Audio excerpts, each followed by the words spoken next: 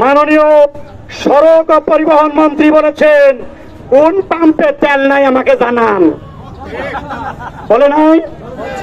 আপনাদের মাননীয় গোয়েন্দা সংস্থা রিপোর্টকে বলবো জানাই দেন পাটগ্রামে তেল নাই।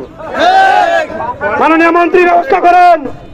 আপনার মাননীয় সদস্য সচিব, আপনার মাননীয় সংসদ সদস্য তিনি অডিট করেছেন, তিনি সেখানে গিয়ে তদারকি করেছেন তেল নাই কেন। এই তেলের প্রশাসনকে বলবো পক্ষপাতিত্ব কাকে বলে আপনাদের বলার জন্য বলছি। আমাদের এই তেল নাই, খুচরা ব্যবসায়ীরা পাশের উপজেলা থেকে পাশের জেলা থেকে নিয়ে এসে আমাদের ভাইদেরকে 10 টাকা 20 টাকা লাভে তেল বিক্রি করে জনগণের উপকার করতেছে কিনা ভাই বলুন তো? গোটা পাটগ্রাম উপজেলায় এই বিক্রি হয়, কেউ গ্রেপ্তার হয় না। জামাতের পরিবারের 9 নম্বরের কর্মী, তাকে কেন গ্রেপ্তার করা হলো? কেন তাকে মামলা দেওয়া হলো?